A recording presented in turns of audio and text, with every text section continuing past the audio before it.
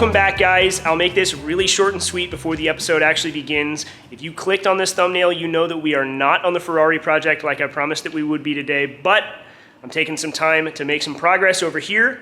And in the meantime, I'm giving you guys episode 1 of our off-road adventure for 2021.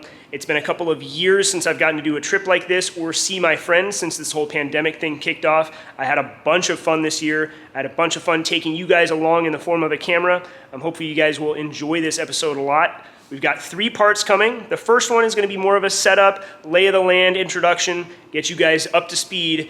But let's just say it was not smooth sailing. There's some excitement happening in those second 2 episodes. Let's get going. Leave me some feedback once you finished it. Let me know what you think. I hope you guys enjoy it. Let's go to Idaho. Good morning, guys. I'm being a little bit quiet right now. It's about 5 o'clock in the morning. I'm standing outside my apartment. We are just about all loaded up to hit the road. We are on our way to Idaho for a week and a half or 2 weeks of camping with some of my best friends. This should be a bunch of fun. We've got about 15 hours ahead of us to get to Jarbidge, Nevada for our first meetup point. I think we're gonna split it up into 2 days. We're about to hit the road, fill up with fuel, meet up with Andrew and John, and see just how far we get. It's gonna be some slow progress. I have a feeling I'm expecting a breakdown or 2, but I'll have the camera on it. Let's get to it.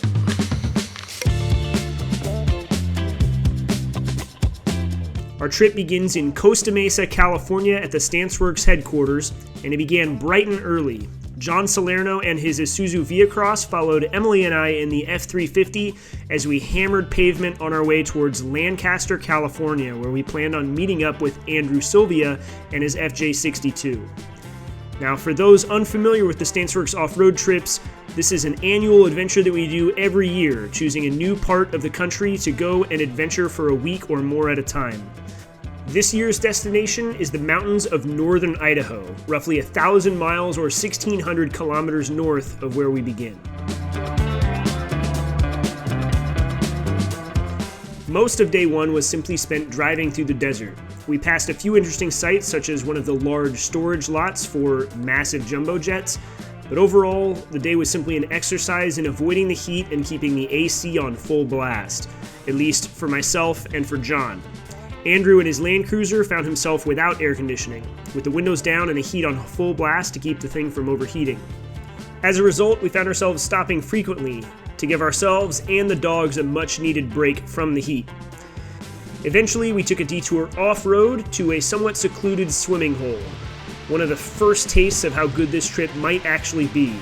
We were turned on to this spot by our buddy Jim Bob, and with crystal clear water and perfect temperatures, it was only a matter of time before we were jumping in.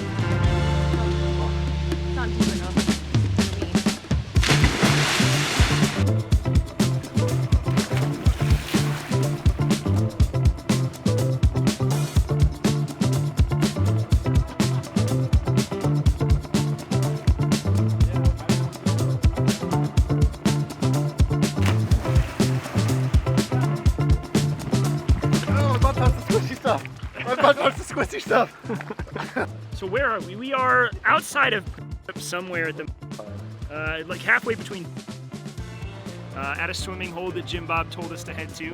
The water is absolutely incredible. It's like crystal clear. It's nice. It's just cool enough to be refreshing, but warm enough to not be frigid. The dog's loving it. We're all loving it. Jumping in. It's just a good swimming break to break up the long drive for the day. So we're gonna get back to swimming for a bit and then hit the road again.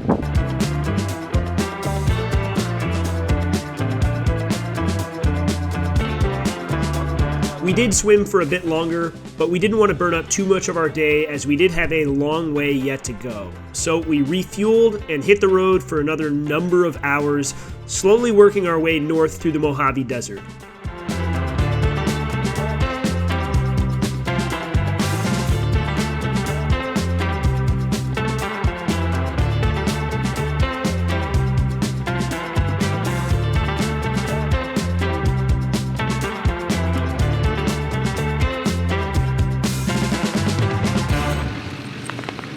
It's almost sunset. We are in Middlegate, Nevada. We're about an hour from where we want to camp, and we've just come across this gas station slash bar restaurant. It is the most picturesque thing I've ever seen. It's absolutely phenomenal. There's one gas pump here, It is an old self-serve pump. You gotta go inside, pay it, and the menu looks good. Burgers, sign me up. So we're gonna sit down, have a bite to eat, and then head on to camp in the dark, see if we can't find a spot. But I'll take some video for you guys. This spot is awesome.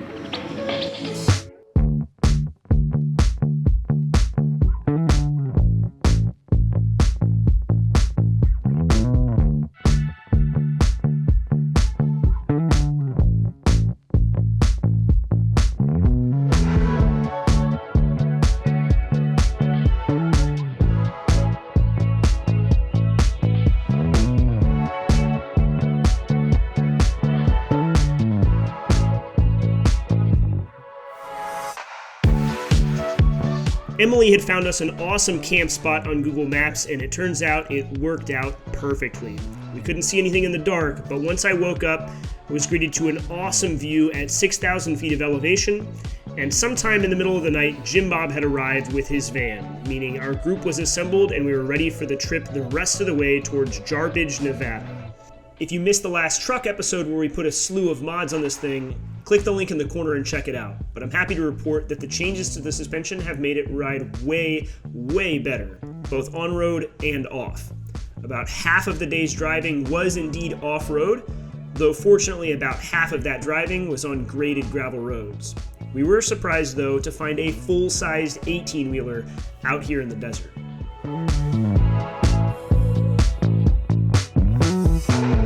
We continued our climb to about 8,000 feet, working our way towards Jarbidge from the south. If you haven't heard of Jarbidge before, which would not be a surprise, Jarbidge is one of Nevada's most remote towns. It's buried within the mountains and inaccessible by paved roads in any direction, but it's been there for over 150 years. Once we reached the top of the mountain range, we hopped out of the trucks to take in the view before making the descent down into town where the rest of the gang, or at least close to it, would be waiting for our arrival.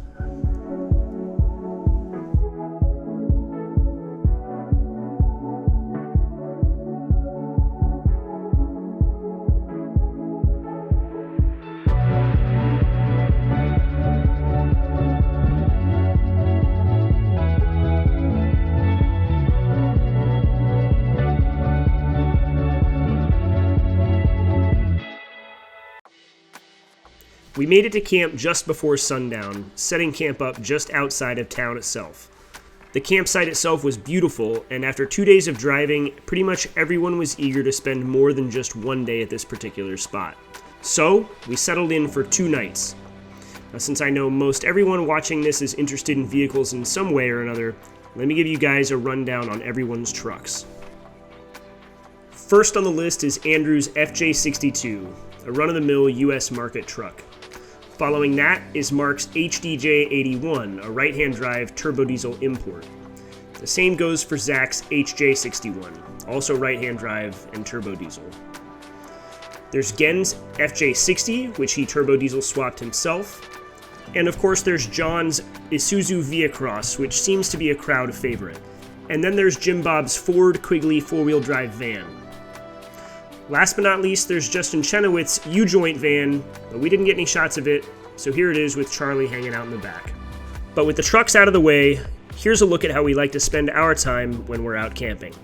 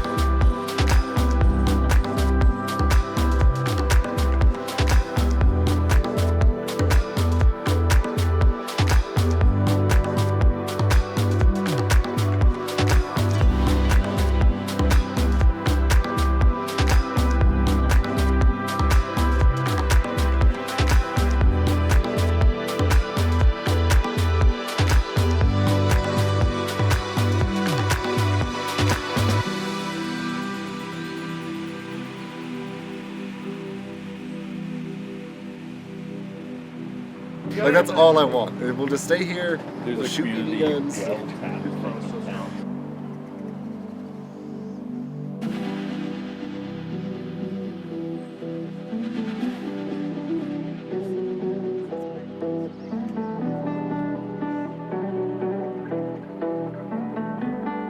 All right, that's a wrap for episode 1. We'll be back pretty soon, maybe next week, maybe the week after with episode 2. We'll have to see how kind of the editing process goes. Again, leave me some feedback. Let me know if you guys enjoyed this. It can't always be all Ferrari forever around here. This project will be done at some point. But this is the other stuff I like to do, and I hope you guys will enjoy seeing it too. In any case, we'll be back on Tuesday with another Ferrari episode. I think we'll make some pretty good progress. I will see you guys then.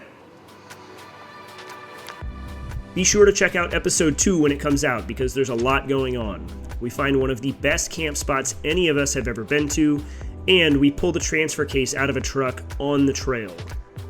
How successful that was is a different story, but you'll have to come back and check it out. If you don't want to miss it and you want to support the channel, be sure to subscribe.